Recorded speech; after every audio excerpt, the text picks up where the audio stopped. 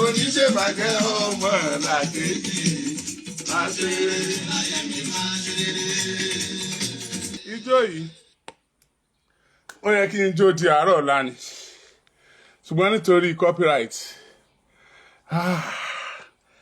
I enjoyed it. Yeah, it's going to be very brief this morning. Oh, sorry, this afternoon. From China, the time is 20 past 6 p.m. from China. Yeah.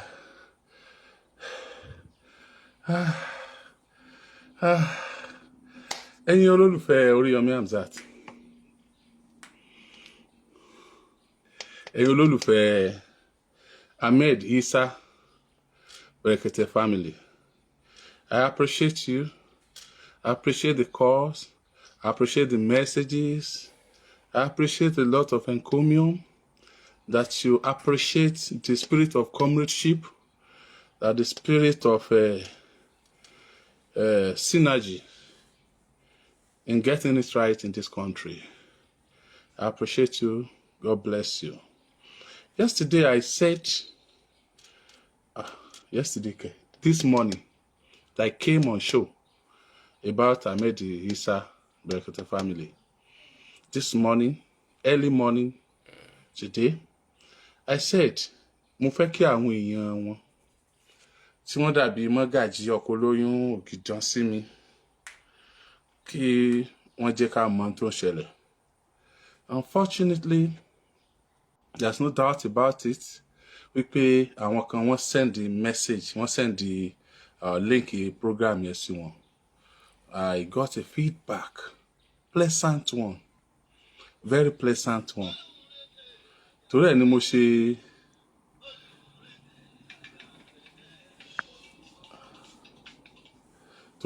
ṣe tètè wá láti wá bá wa sọ̀rọ̀.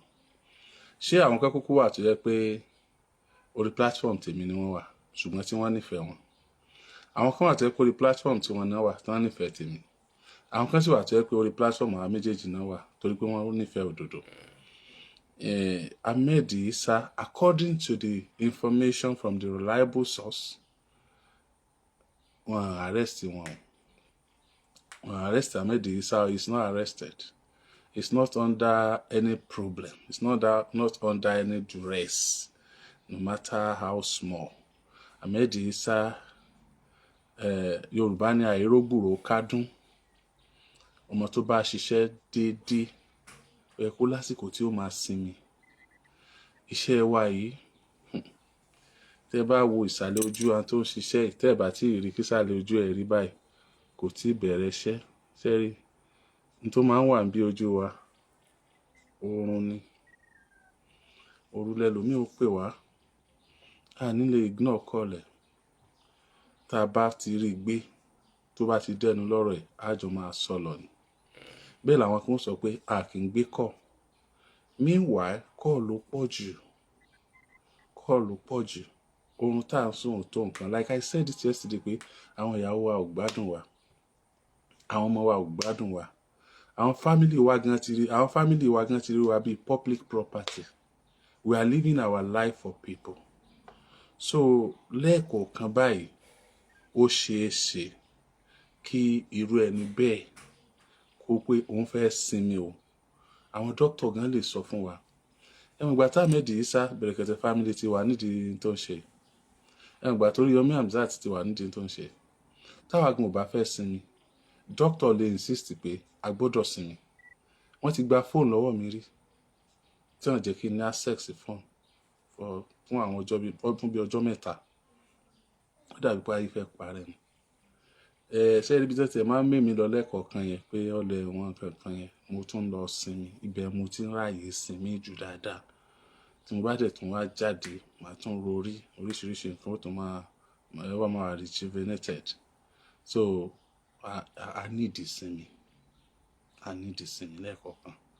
Tí irú wa bá wá ń sinmi báyẹn, mo bẹ̀ ẹ̀yin elérò búburú, ẹ̀yin elérò ìkà, ẹ̀yin tí nǹkan tó da yìí dùn mọ́ nú. Mo sọ̀rọ̀ yín lánàá. kí ni Obituary Ahmed Isa tẹ̀ ń gbé yóò jẹ́ kẹ́mi rẹ̀ ogún ni o, ẹ̀mí tí yín ni ó kúrò, kò ní jẹ́ kó sánkú ni o. Ẹ̀yin tẹ́ bá ń wíṣì irú èèyàn bẹ́ẹ̀ pé kó kú, ẹ̀yin ni kẹ́rù bá o. Bí èèyàn wíṣì èmi náà kí n kú, àìní bá ní kú òwúlẹ̀ síwájú mi kú o. Èrò ìkà tẹ́ bá rò lọ́kàn sí mi tí yín ni kó mi àjẹ́. Ẹlúlu tó lóhùn ó fàjò, orí ara rẹ̀ ni ó fàjò lé, móróye ó dọ̀rọ̀ àṣẹ o. Ìyẹ́ ìdó ẹ má máa yí kòtò, ẹ má máa yí kòkò, bẹ́ẹ̀ yí kòkò àfọ́gbìrìgìdì, ẹ ti ẹ̀ ṣàánú mọ́dà mi, ní dàpọ̀ yá mi. So Ahmed Isa is good, it's cool, it's relaxing. Ọlọ́pàá ò gbé, sójà ò gbé, DSS ò gbé, EFCC ò gbé, ICPC ò gbé, ẹnìkankan ò gbé. Ó ń relax nínú ilé, kò ní problem kankan. Ní agbára Ọlọ́run yóò tún jáde wá, tó bá sì ti jáde wá náà, àdúrà ni máa fi ràn wá lọ́wọ́, àdúrà ni máa fi ràn wá lọ́wọ́. Ogun ológun là ń jà níwájú Ọlọ́run àtẹ̀yàn, níwájú Ọlọ́run tí a fi ń pè jẹ́rìí ọ. Ní China mo tún jagun ológun, mo tún wá China mo tún wá ń jagun ológun. Ẹ gbàdúrà tán máa ṣe fún mi, wọ́n á ní Oríyọmí ò ní ṣẹ́gun kó sínú ogun, Oríyọmí òkìkí ò ní túdè bọ́ sínú ìdè. Ẹsẹ̀ mọ̀ pé tèmi tún lọ more spiritual díẹ̀ ju tiwọn lọ, èmi tún korí bọ more spiritual ju tiwọn lọ díẹ̀. So gbogbo ògbìyànjú yìí, ẹni tó so ẹran mọ́lẹ̀, ẹni tó tu inú rẹ̀ ò ní dùn sí. Ẹni tó so ẹran mọ́lẹ̀ yẹn wá ṣe spiritual nìkan gbà mí. Ẹ mọ̀ pé ẹni tó yànyàn jẹ, ó ti rò pé òun ní gbogbo agbára tí ń bẹ láyé, ó fẹ́ ṣe bí Ọlọ́run gbà yẹn ni. Ṣùgbọ́n ẹni tó gbà lọ́wọ́ ẹ̀, táìmù tán gbà lọ́wọ́ ẹ̀ yẹn, ẹni tó yànyàn jẹ yẹn á kún fún ìtìjú, ojú á máa tì í, inú rẹ̀ á bàjẹ́, á wá gbàgbé ẹni tó ń bá ní ọ̀rọ̀ gangan, á wá dojú ìjà kọ ẹni tí ò bá ní ìjà. So ayé ká sì tún máa gbọ́ gbàgbòsí lọ́dọ̀ wọn, ká tún máa gbọ́ gbàgbòsí lọ́dọ̀ yín. Ẹ̀yin àgbà ẹ súre fún wa o, ẹ̀yin àgbà ẹ súre fún wa o, àwa ń fẹ́re lẹ́nu yín, àwa màmá ń fẹ́re lẹ́nu yín o, ẹ̀yin àgbà ẹ súre fún wa o. Mo dúpẹ́ o. Mo ní màá fún yín ní feedback nípa ẹ̀. Feedback yẹn òun ni mo mú wá yẹn. Ìkejì tí mo sọ òun lọ̀rọ̀ Ibrahim Traore tó jẹ́ president ní orílẹ̀-èdè Burkina Faso. Mo fẹ́ sọ̀rọ̀ díẹ̀ nípa ẹ̀ ni, sì mọ ibi tí ń ti bẹ̀rẹ̀. I want to talk about the shameless politicians in Nigeria. The shameless politicians in Nigeria. The shameless politicians in Nigeria. Ṣùgbọ́n kò yẹ sẹ́ẹ̀sìn. Ẹ jẹ́ ń palẹ̀ mọ́ tó pò kété. Ọ̀rọ̀ yẹn ti gánlẹ̀ báyìí tí mo ti ń wá bí ń ṣe bẹ̀rẹ̀, tí mo ti ń wá bí ń ṣe sọ. Ṣùgbọ́n mo fẹ́ gbá ojú ìdààmú, mo fẹ́ sọjú abẹ́ǹkò. Mo wá gbìyànjú láti so aṣọ mọ́ lọ́wọ́. Tí bá ti so aṣọ mọ́ ojú abẹ́ yẹn dáadáa, màá rí sọ́ǹkù. Nítorí pé kò sí tó dàbí òdodo. Thank God we have done this. I fulfilled my promise on the issue of my brother, my senior colleague. I can say that many times. Berekete Family. Ahmed Isa is my senior colleague. He's my senior colleague.